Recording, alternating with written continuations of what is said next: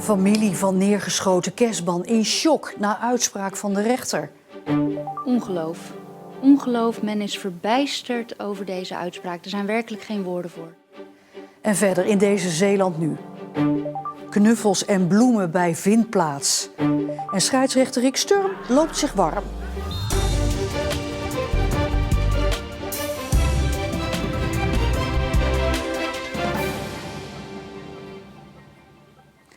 Goedenavond. De rechtbank in Middelburg heeft een 28-jarige Domburger tot 2,5 jaar cel veroordeeld voor het neerschieten van de 21-jarige Kersman uit Middelburg. En ook moet de man bijna 3 ton aan schadevergoeding betalen. Kersman werd in augustus 2020 door de man in haar hoofd geschoten en zit sindsdien in een rolstoel. En bij de rechtbank in Middelburg staat verslaggeefster Mercy Kamermans. Mercy, het Openbaar Ministerie, die eiste 12 jaar cel. Hoe is dan de rechtbank tot deze uitspraak gekomen? Ja, er zit inderdaad een enorm verschil tussen die eis van 12 jaar, 2 weken geleden van het OM, en de uitspraak van vandaag van de rechtbank, 2,5 jaar. Nou, dat heeft er dus alles mee te maken dat poging tot doodslag niet bewezen kan worden, vindt de rechtbank. Ze denken echt dat de verklaring van de verdachte dat het wapen per ongeluk afging waar is. En ja, daardoor valt die straf veel lager uit, want nu wordt hij alleen maar bestraft voor het veroorzaken van zwaar lichamelijk letsel. Ja, de familie die reageert daar heel teleurgesteld op, op die uitspraak. Ja, de familie was niet fysiek bij de uitspraak aanwezig. Die hebben het thuis gevolgd via een online verbinding. De advocaat van Kersman was wel aanwezig en die heeft ook gereageerd namens de familie. Ongeloof. Ongeloof, men is verbijsterd over deze uitspraak. Er zijn werkelijk geen woorden voor. De familie had dit niet zien aankomen. Dat wat er gebeurd is, dat een meisje door haar hoofd geschoten wordt en dat er dan vervolgens 30 maanden wordt opgelegd.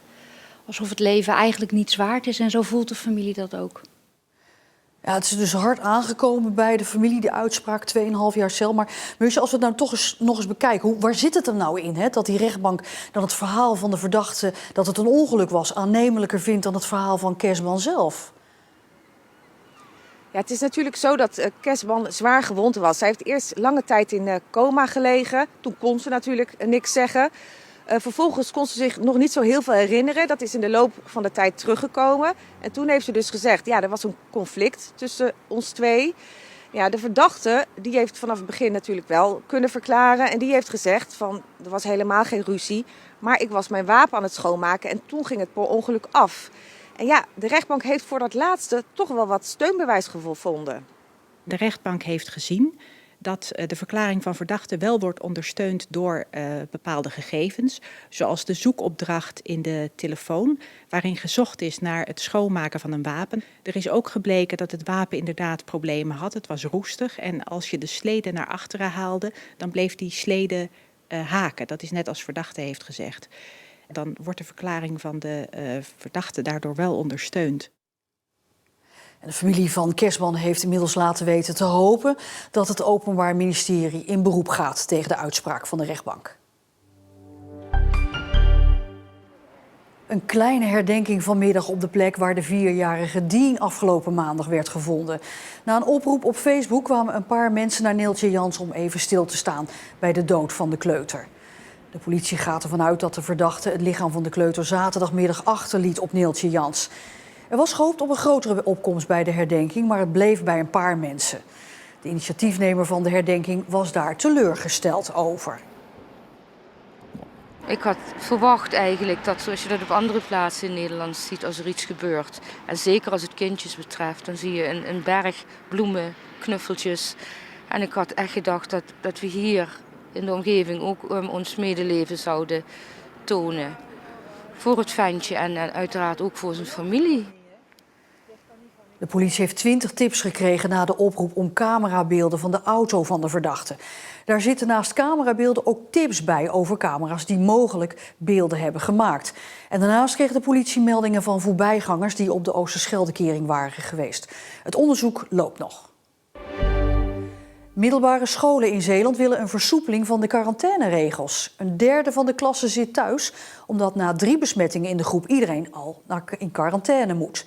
Die regel is niet langer houdbaar, zeggen de scholen.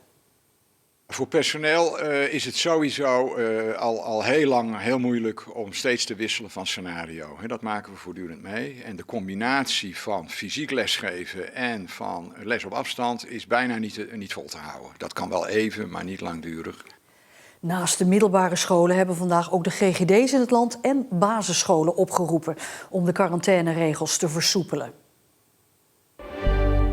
Het aantal Zeeuwse meldingen van digitale fraude is het afgelopen jaar met bijna 60% gestegen. Werden er in 2020 nog ruim 800 meldingen bij de politie gedaan.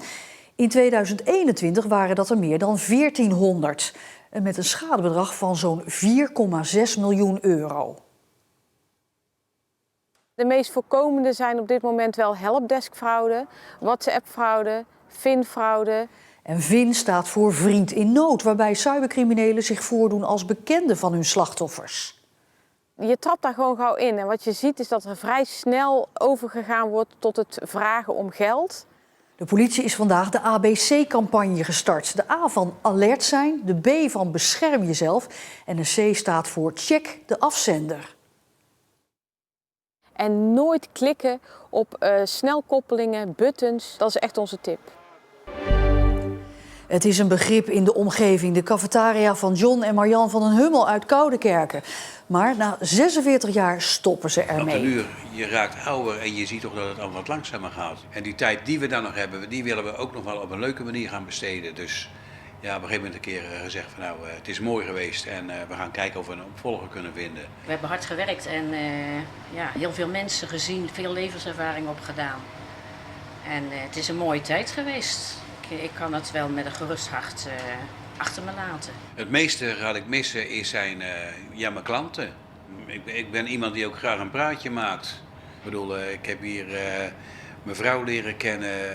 Het is van mij, het hoort bij mij. En 46 jaar de deur open gedaan. Ja, en nu komt de tijd, dan ga ik de deur definitief op slot draaien wat dat betreft. Althans voor ons. En 12 februari is de laatste dag van John's frituurshop.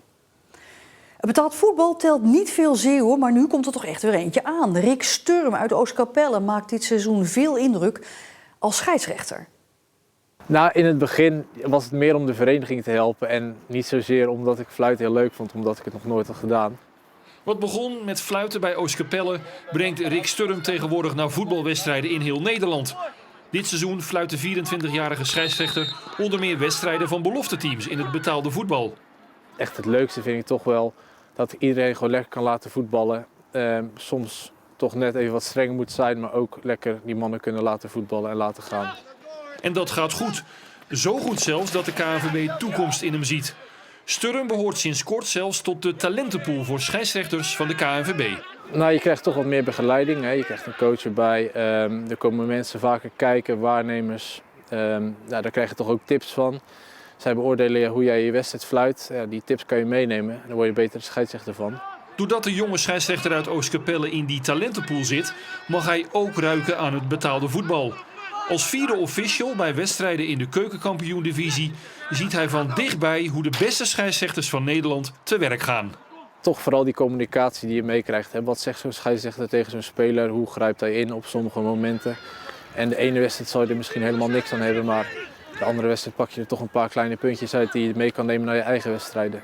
Een voorbeeld als scheidsrechter heeft Sturm niet. Een idee hoe hij het liefste een voetbalwedstrijd leidt wel. Ik denk dat ik heel goed op de achtergrond kan blijven als dat kan. Maar dat ik ook naar de voorgrond kan treden als het nodig is. Ik ben toch vrij lang, dus ik heb lange benen, ik kan lekker lopen. Als ik lange afstanden moet overbruggen zijn dat meestal geen problemen. En ik voel het meestal wel goed aan, vind ik zelf. Dit seizoen moet blijken of de Rick Sturm-stijl ook werkt. Als de arbiter uit Oostkapelle steeds verder van huis serieuzere wedstrijden moet gaan leiden. Omdat je steeds op een ander niveau komt, is het toch, merk je dat die spelers professioneler worden. En dan moet je soms die overtreding gaan herkennen en dat is vrij lastig in het begin. Maar dat is gewoon puur ervaring opdoen. En dan ga je al die spelsituaties beter herkennen en daar wordt het alleen maar makkelijker van. En heb je nou een bepaald stadion of een bepaalde wedstrijd waarvan je zegt, als ik dat ooit als scheidsrechter mag fluiten, dan ben ik een tevreden man? We zijn nu toch in Rotterdam, dus de klassieker in de Kuip, daar teken ik voor.